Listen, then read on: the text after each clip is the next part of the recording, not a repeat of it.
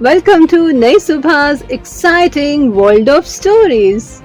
Timeless Tales, a fabulous initiative for all the story lovers out there. Brought to you by Nai Subha, narrated by Hajra Salim.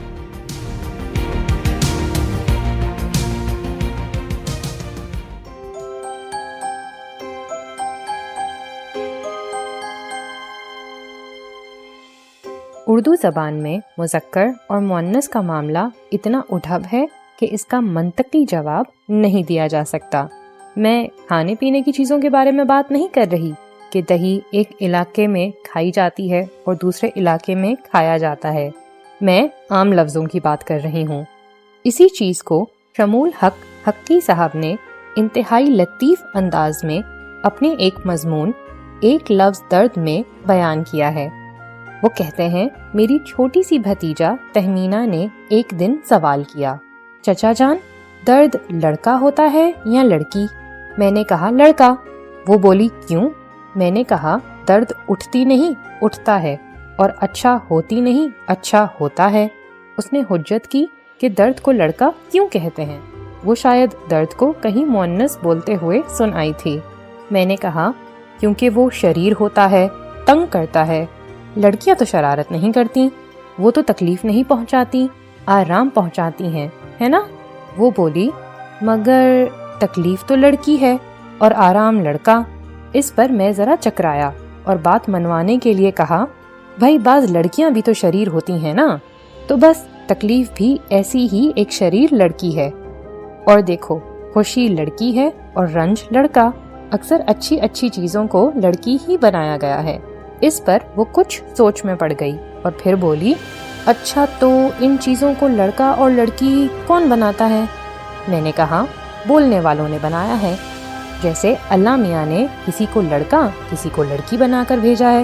اس پر وہ کہنے لگی، وہ تو اس لیے بنایا ہے نا تاکہ جب وہ بڑے ہو جائیں تو ان کا بیاہ ہو جائے، تو کیا درد اور تکلیف کا بھی بیاہ ہو سکتا ہے؟ اس کی منطق میرے لیے خاصی ٹیڑھی کھیر بن چکی تھی۔ پہلے تو میں فقط ہنس دیا، ذرا مہلت لینے کے لیے، کوئی نکتہ سوجھے تو اس کو بتاؤں، اب کچھ نہ کچھ تو کہنا تھا۔ میں نے کہا ہاں ہو سکتا ہے، بلکہ ہوتا بھی ہے۔ جسمانی درد کا تو دلی تکلیف کے ساتھ جوڑ لگتا ہی ہے، دونوں ایک ہی ذات کے بھی ہیں۔ اس پر تہمینہ پوچھنے لگی، پھر کیا ان کے بچے بھی ہوتے ہیں؟ میں نے کہا ہاں ضرور ہوتے ہیں، آہیں، آنسو، کراہیں، سبکی، سسکی، یہ سب انہی کے تو بچے ہیں۔ آنسو کو تو لوگ ایک شریر لڑکا ہی بتاتے ہیں، آنسو ٹھہرتا نہیں دھڑ سے نکل پڑتا ہے۔ وہ بولی ٹھہریں ٹھہریں، ایک آنسو کو چھوڑ کر باقی یہ سب تو لڑکیاں ہیں، آہیں، کراہیں، توبہ، اف، سبکی، سسکی۔ تو میں نے کہا اس میں کیا حرج ہے، ان کے لیے تو کوئی جہیز جمع نہیں کرنا پڑتا نا۔ اب اس نے پوچھا انہیں پہچانتے کیسے ہیں کہ کون لڑکا ہے اور کون لڑکی؟ میں نے کہا ان کے نام سے، جیسے شاہدہ ہے تو لڑکی اور شاہد ہے تو لڑکا۔ شاہد کی طرح زاہد، قاصد، واحد، مرشد، قائد، یہ سب لڑکے شمار ہوں گے۔ یہ کہہ کر میں نے خود ہی اپنے آپ کو پھندے میں پھنسا لیا۔ وہ جھٹ سے بولی، اگر شاہدہ لڑکی ہے تو قاعدہ اور فائدہ لڑکے کیسے ہو سکتے ہیں؟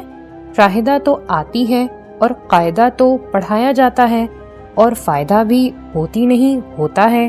میں پھر کھسیانی ہنسی ہنسا اور بولا، یہ ذرا زیادتی ہو گئی، مگر سنو، قاعدہ کی جمع قواعد کو مؤنث بنا دیا ہے۔ وہ فوراً بولی، قواعد بن جاتے ہیں یا بن جاتی ہیں؟ ابھی تو آپ نے بتایا قواعد کو قاعدہ کے بدلے لڑکی بنایا گیا ہے۔ میں نے سنجیدگی قائم رکھنے کے لیے کہا، مطلب یہ ہے کہ سن کر یا پڑھ کر اس کی آواز سے محسوس ہو جاتا ہے کہ لفظ مذکر ہے یا مؤنث۔ اس نے اپنی چلائی اور کہنے لگی، مجھے تو درد لڑکی لگتی ہے۔ میں نے پیچھا چھڑانے کے لیے کہا، ہاں ہاں چلو تم یوں ہی بولا کرو، اور بھی لوگ بولتے ہیں، تم اکیلی نہیں ہو۔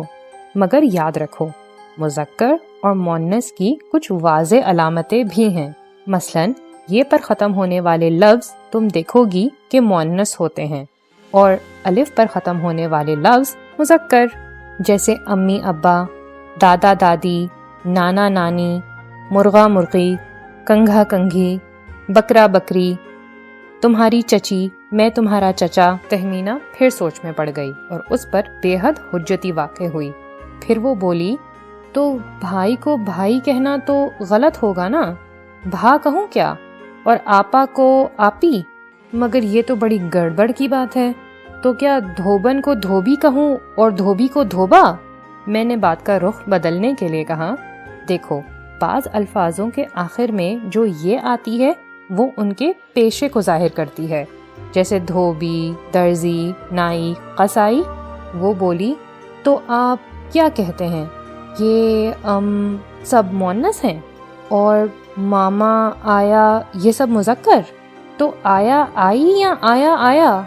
वो फंदे पे फंदे डाल रही थी। मुझे एक ज़रूरी काम याद आ गया। मैंने कहा, अभी तुम्हें ये सब बातें समझाना बहुत मुश्किल है।